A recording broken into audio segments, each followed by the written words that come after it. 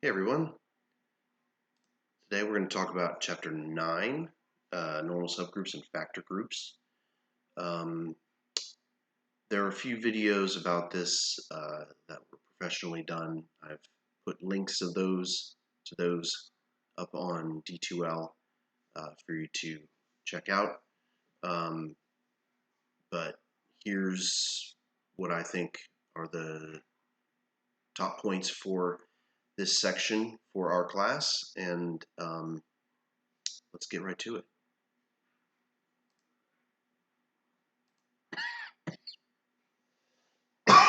Excuse me.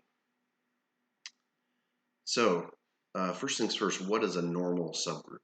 So, of course, a normal subgroup is a subgroup. And here's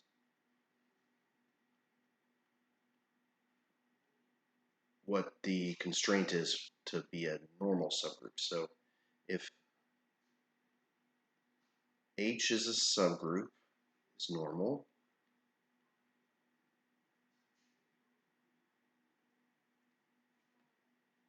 The name of it. Denoted by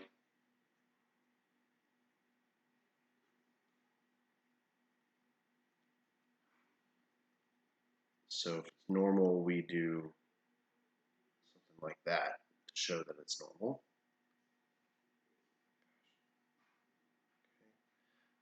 That's if and only if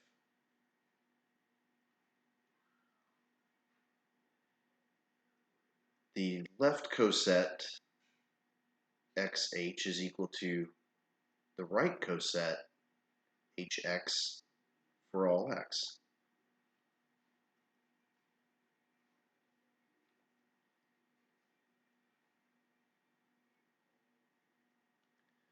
Okay, so another way we could write this, so this is equivalent to saying that the coset x h x inverse, or all things that are conjugates of or conjugates of things in H,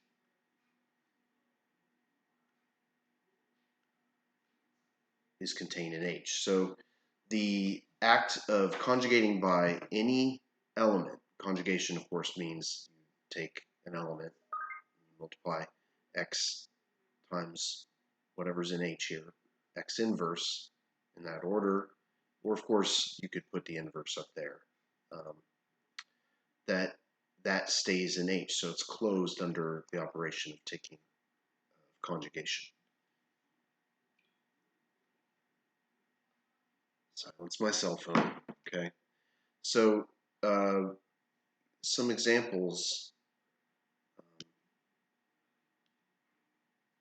Let's look at some examples. First, I'm pretty sure that in your homework, I'm going to have you show this one.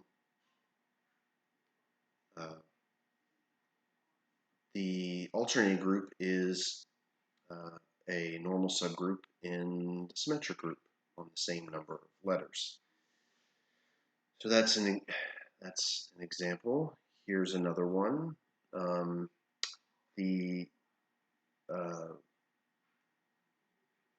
The subgroup generated by rotation on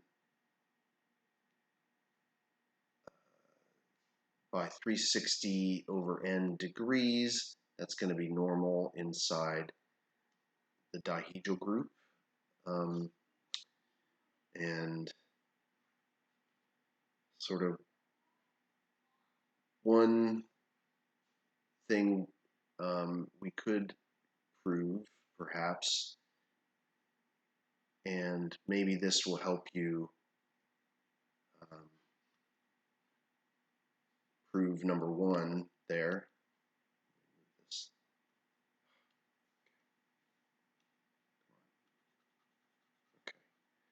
Okay. Would be, yes, okay. one can show that if you have any subgroup of index 2,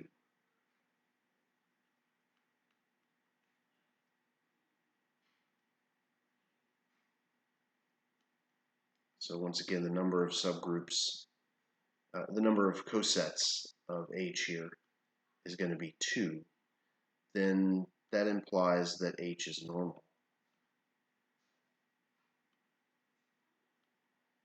And in fact, a similar thing that we could prove is that anytime the index is a prime number, any prime number, then we could show that it's normal.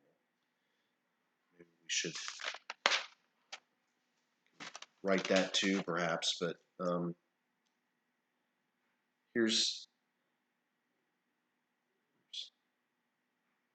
another one. So I'm not going to prove number 3 because this one will be corollary, right?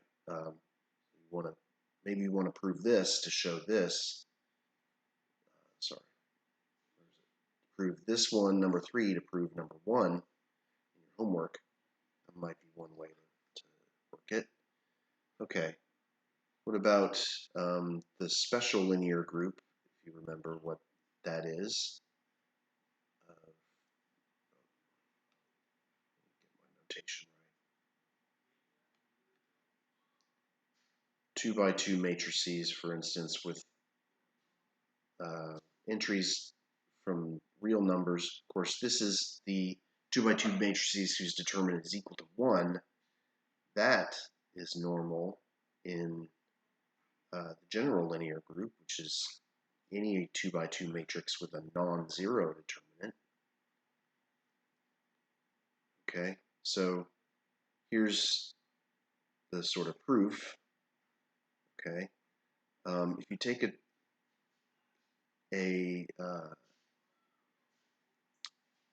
2 by 2 matrix in special linear group and you conjugate it by any matrix with non-zero determinant, right? We want to show, is that still in special linear group? Well, of course it is, because you take the determinant of a matrix times another matrix times another matrix, okay, the determinant is multiplicative, right?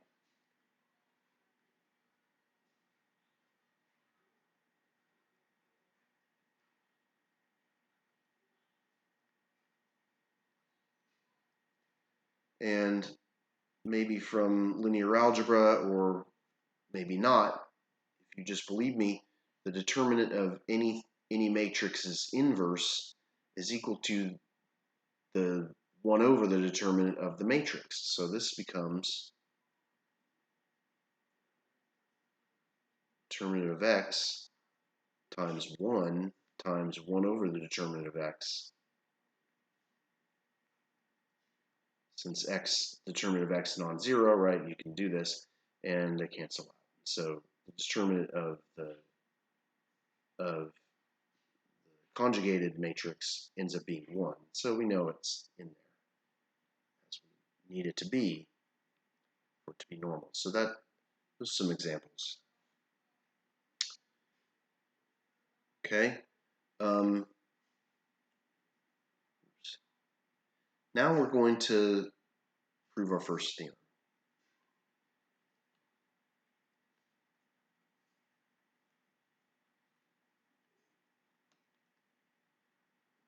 So if H is a normal subgroup in G,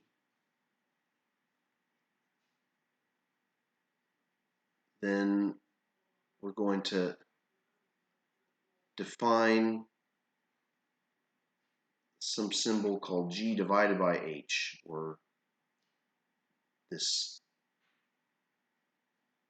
symbol G over H, slash H, to be the set of cosets of H.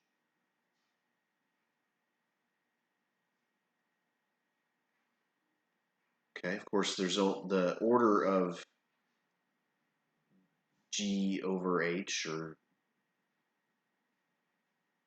this symbol, is just the index, the number of distinct cosets, right? Okay, so that's the side. The theorem states then is that this set of cosets forms a group.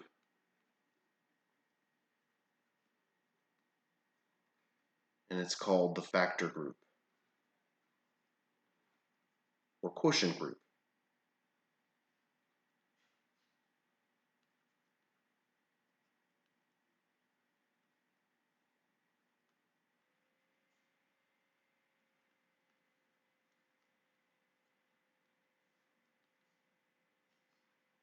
Okay, so the operation, right,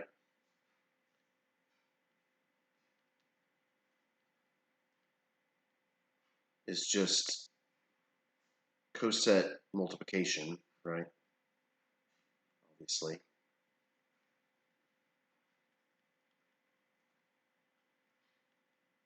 AH, BH, and I'm using multiplicative notation here, but I could have just as easily have used addition.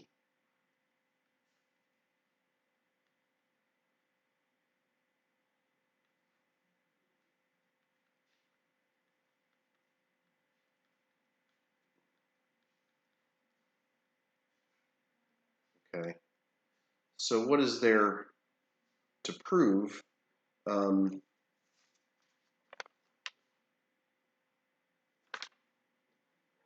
Well,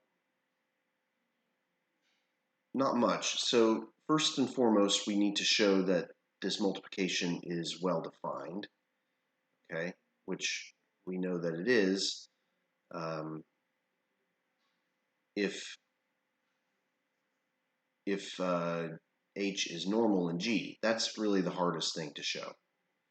Okay, after that, then closed and well, it's well defined and closed, then we have an operation, but then we need to show inverses. Okay, those are pretty obvious. And the identity, that's also obvious. And since we're using the multiplication in G here, we know that associativity is obvious as well.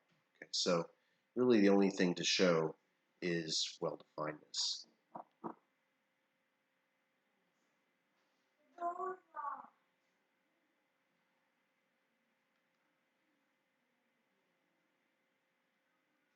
Show AH times BH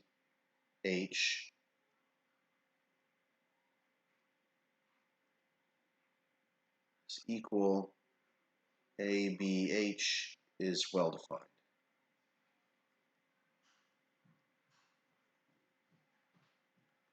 In other words, it defines a function, right? So let's assume that A1H is equal to A2H, and B1H is equal to B2H. Oh, oops, I didn't mean to do that. Turn off. Why is it doing that? Stop.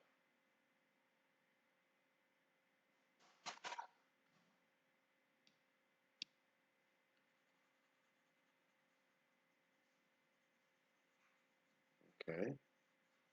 Erase. What's going on here? Oh, okay. Sorry about that. I don't know how to use this thing very well yet. I'm using a new pen that is supposed to be letting me write very easier. Of course, it sort of is, and it isn't at the same time. Okay, So say this is true. We want to show then that it doesn't matter what coset representative we use. We still get the same thing here. So since H is normal, right, we have that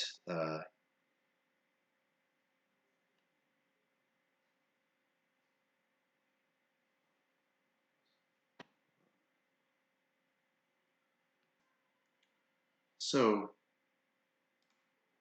we're going to use the fact that H is normal to show what we need to show.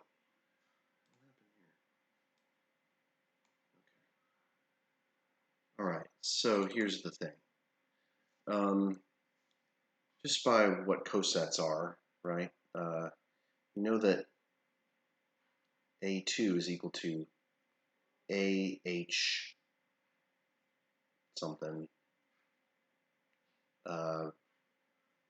because A2 must also be in the same coset as A1, and we know that B2 is equal to, maybe I shouldn't use subscripts there, let's use primes.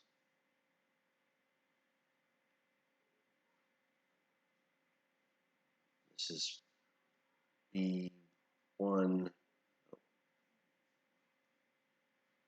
H prime, okay?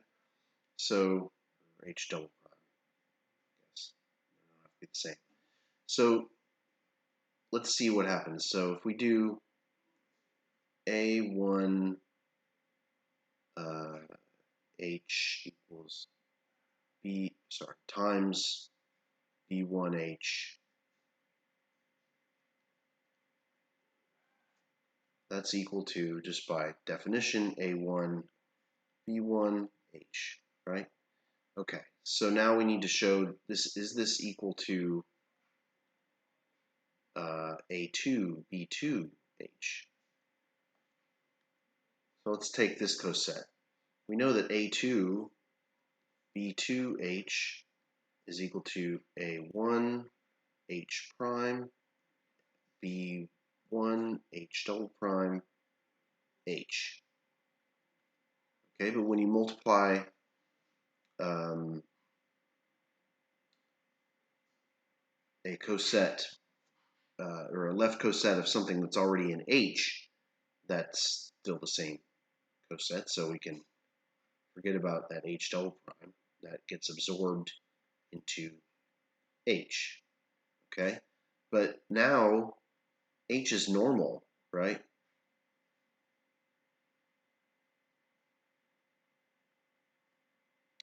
Which means I can switch B1H to be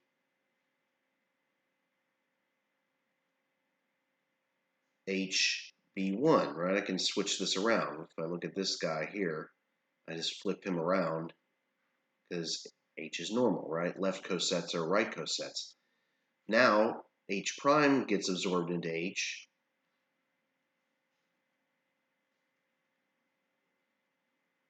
And now I can flip around again.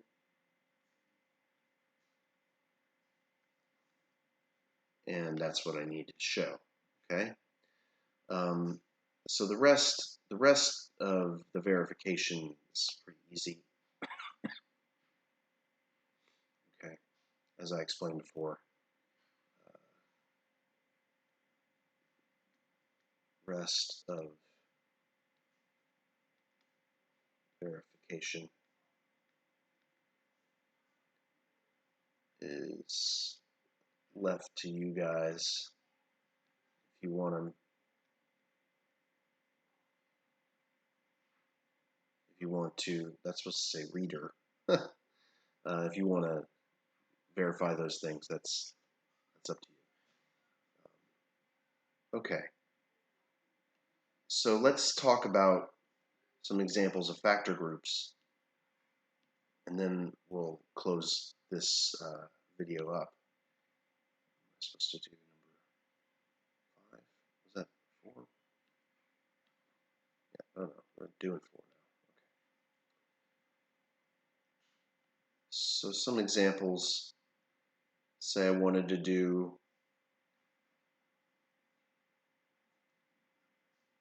factor group Sn over Gn or An. So what are the cosets of the alternating group? Well, they are either the even permutations. Gosh darn it.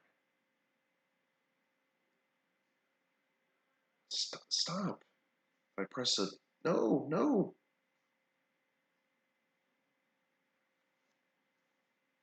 Okay.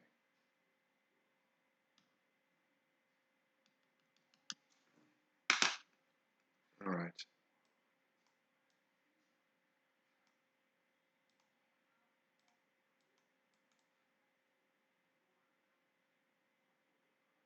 All right.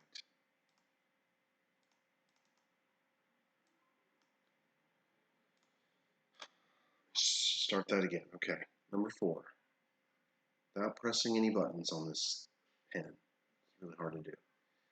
Some examples. What are the factor groups of the alternating group? Or what's the factor group, symmetric group divided by alternating group? Well, that's the set of even permutations and odd permutations. Okay, it's a group of order 2, so it's just isomorphic to Z mod 2Z or Z mod 2. Don't mind that annoying sound back there. It's just I'm in the kitchen. So you can see what is here's a isomorphism, right, from one to the other. So you take, I don't know,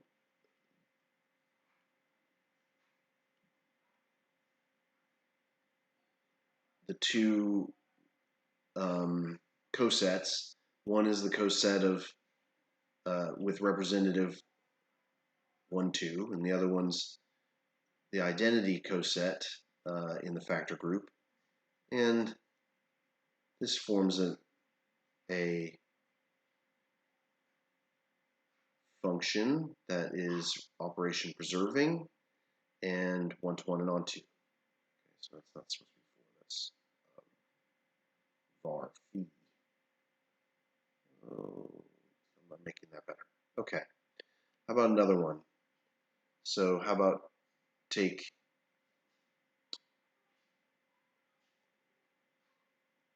so one thing you might notice is that any subgroup of an abelian group must be normal, right?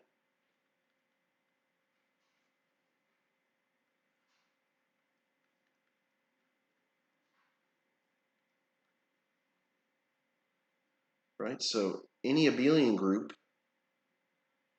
all subgroups of an abelian group is abelian, right? Because left and right cosets are going to be equal.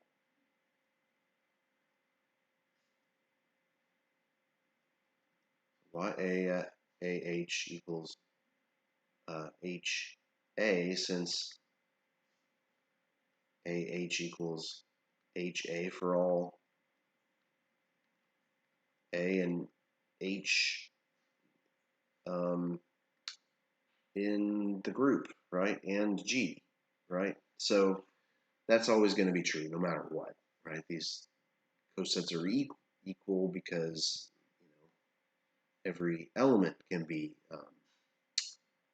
conjugated. That's trivial. Conjugation is trivial, right? So A, H, A inverse equals little h, and that shows that capital H, A inverse is actually equal H whenever H is a subgroup of a abelian group. Okay, so we have any subgroup of Z is normal. what do you get when you do the factor group? Well,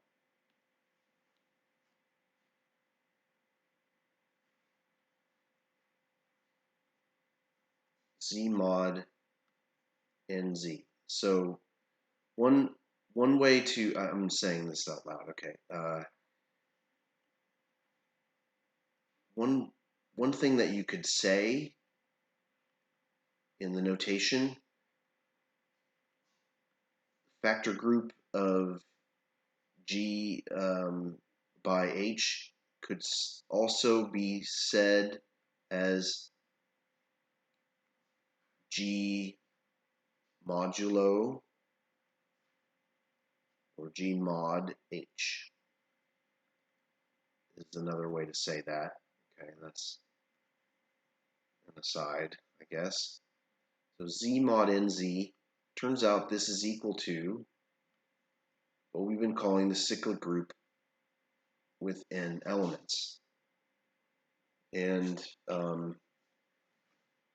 here's why.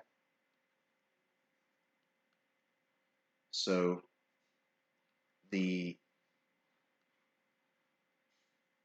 factor group Z mod NZ, it's the set of cosets, right? 0 plus NZ, 1 plus NZ, and so on and so forth, to n minus 1 plus NZ. Okay? Each coset looks like this representative plus a multiple of n. Well, that's exactly what the integers modulo n, what we define them to be, right? They're the set of equivalence classes of integers where the equivalence relation is what you get as a remainder when you divide by n. Well, that's exactly what these sets are, right? So I don't even think I need to give you a function that it becomes an isomorphism. It's pretty obvious, right? This one maps to 0, the equivalence class of 0, then 1, and so on. And of course, is a cyclic group generated by this element, right? So this is a cyclic group generated by that coset. And then you could then show, if I take that thing and map it to 1 in Z mod n, which is the generated by 1, then we get an isomorphism. That's another way to say it, okay?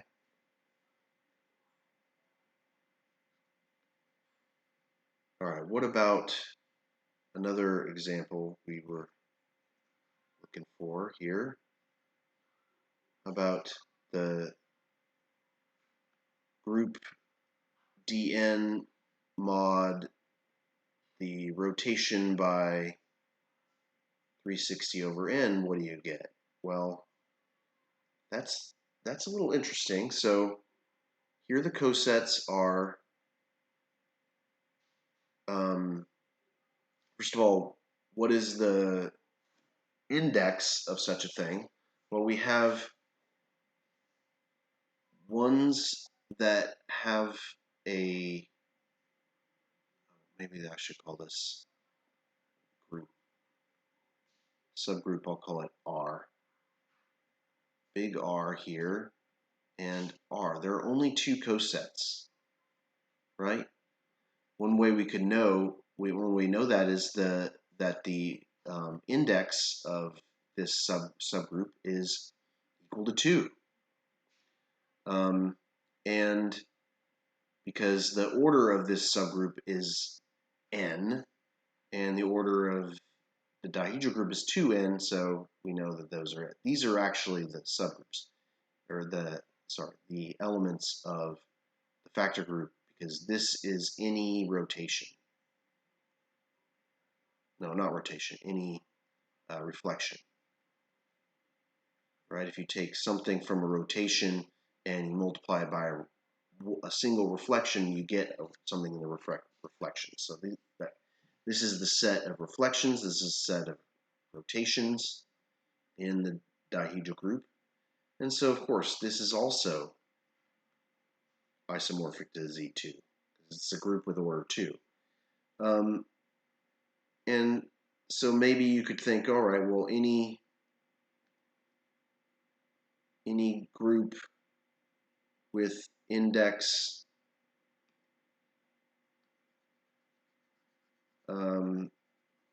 a prime, right? If we could show that that is, so if we could show that H is normal in G if the index is a prime number,